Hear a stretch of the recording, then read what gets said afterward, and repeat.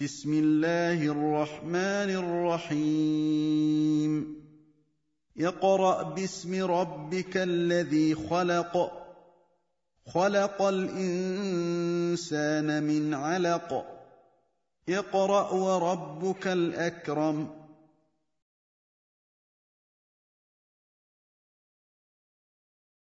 Assalamu alaikum wa rahmatullahi wa barakatuh. Bienvenue dans le cours numéro 5 de notre série Apprendre à lire et à écrire l'arabe. Dans ce cours, nous allons voir bi'idhnillah at-tanwin. Alhamdulillahi rabbil alamin. Wassalatu wassalam ala ashrafil anbiya'i wal mursalin.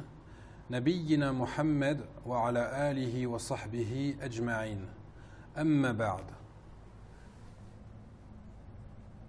Le tanwin.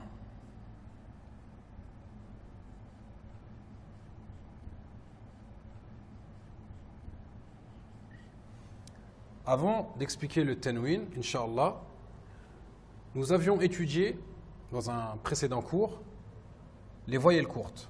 Et nous avions vu que lorsqu'il y avait un trait au-dessus de la lettre, ce signe qu'on appelait une fatha, produisait le son A. Nous avions vu également que lorsqu'il y avait une boucle au-dessus de la lettre, ce signe qu'on appelait une dhamma, produisait le son ou. Et enfin, nous avions vu que lorsqu'il y avait un trait sous la lettre, ce signe qu'on appelait une kasra produisait le son i. Dans ce cours, nous allons voir, Inch'Allah, que lorsque le signe va doubler, la voyelle va doubler, ça va produire un son différent, Inch'Allah. Donc lorsque la fatha va doubler, il y aura donc deux traits, ça donnera le son an. Et on rajoutera toujours un alif, sauf dans trois lettres que nous verrons dans de prochains cours, Inch'Allah. Lorsque la dhamma va doubler, ça va produire le son un.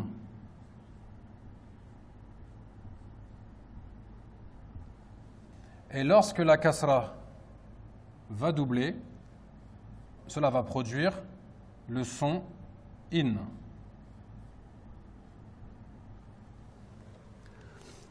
Alors ce signe-là, le premier signe, va s'appeler fathatan. Donc regardez, ça commence comme dans la voyelle courte, fatha, fathatan. Donc ce que ça veut dire qu'il y a deux fatha.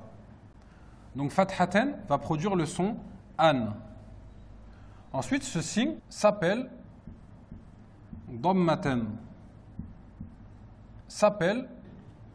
Dhammatan.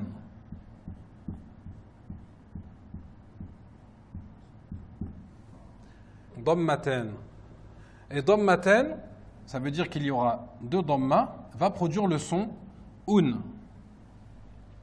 Et enfin, ce signe s'appelle kasratan.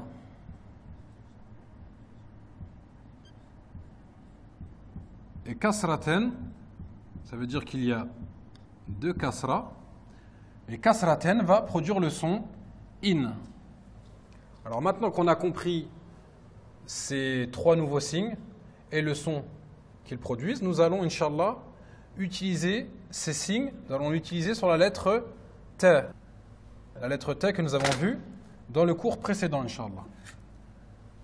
Donc là, on va mettre un fathatan sur la lettre T, Inch'Allah.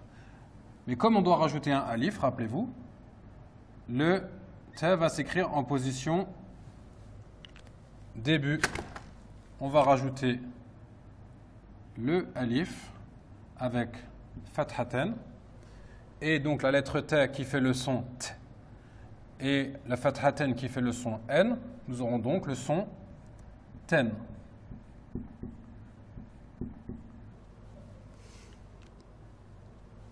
Ensuite, nous allons mettre le dhammatan sur la lettre T.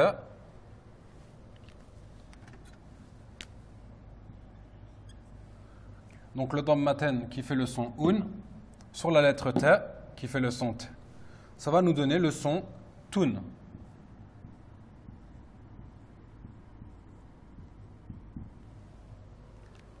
Et enfin,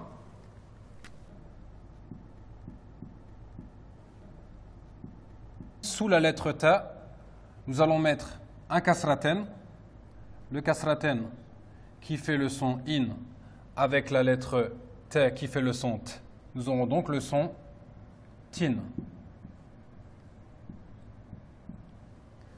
Maintenant que nous avons appris le tanwin, nous allons pouvoir apprendre notre premier mot. Et c'est le mot babun. Donc là, je l'écris directement sans code couleur. Hein.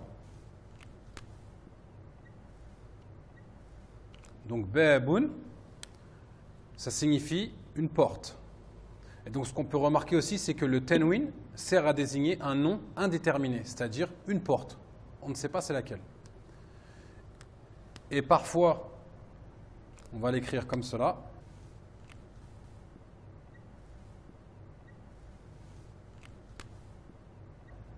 Baben. Donc là, vous voyez, on rajoute le alif toujours. Baben. Et là, parfois, il va s'écrire babin. Alors là, ça va dépendre de la fonction grammaticale qu'il aura dans la phrase, le mot. Mais ça, pour l'instant, on ne va pas se focaliser là-dessus. Ça, on verra ça, vous verrez ça plus tard, Inch'Allah. Pour l'instant, ce qu'il faut retenir, c'est que là, nous avons la lettre ba qui est au début. Nous avons la lettre ba qui est au début, avec un alif. Pourquoi ensuite le alif n'est pas collé à la lettre ba? Parce que le alif ne s'accroche pas à la lettre ba. On verra que le alif ne s'accroche jamais avec la lettre qui la suit. Donc le ba va s'écrire en forme comme s'il était seul. Et on va rajouter ensuite le dammaten dessus. Alors le tanwin, qu'est-ce que c'est?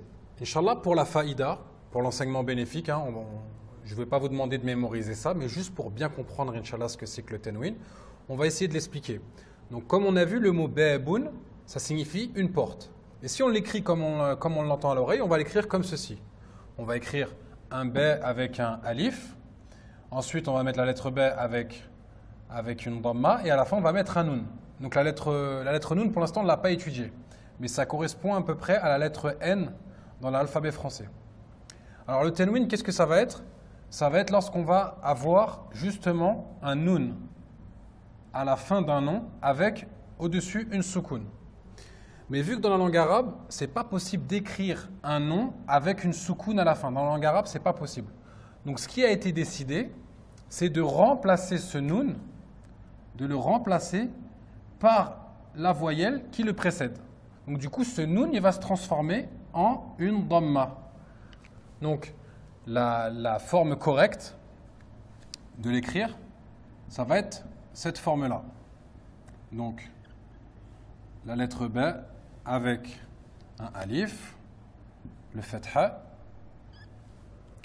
Ensuite, là du coup, il n'y aura plus qu'un bas, le nun il va disparaître, donc le bas il sera en position seul, comme on avait vu que le alif ne s'accroche pas avec la lettre qui va suivre. Donc là, la lettre B elle va être seule. Et là, on va mettre dessus, il y avait le premier damma qui était déjà là, et on va remplacer ce nun ici, on va venir le remplacer par une deuxième damma. Donc c'est ce deuxième signe-là, le tanwin. Voilà. Donc la forme, cette forme-là, c'est la forme qu'on entend. On entend, quand on dit baboun, on l'entend comme ça. Mais ça ne s'écrit pas comme ça. Hein. Il ne faut pas l'écrire comme ça. La forme correcte de baboun, une porte, c'est cette forme-là. Maintenant que nous avons compris ce que c'est que le tanwin, on va revenir sur nos signes du début. Et on va comprendre que le tanwin ici, c'est le deuxième trait qui est là. Et on va se rappeler que fathaten, donc il y aura deux fathas et ça donnera le son n. Donc je répète, hein, le trait qui est là, le deuxième fatha, la deuxième fatha, elle va venir remplacer le nun. Et ici, le tanwin, ce sera la deuxième damma. Et donc ce signe-là, on l'appellera dammaten, ça produira le son un. Et enfin, ici la tanwin, ça sera le deuxième signe. Le kasraten, le doublement de la voyelle, donnera le son in. L'essentiel est de retenir ces trois signes et le son qu'ils produisent. C'est l'objectif de ce cours, Inch'Allah. J'espère que ce cours a été clair et je vous dis à très bientôt pour un prochain cours. Bi'idhnillah. Assalamu alaikum wa rahmatullahi wa barakatuh. سبحانك اللهم وبحمدك أشهد أن لا إله إلا أنت أستغفرك وأتوب إليك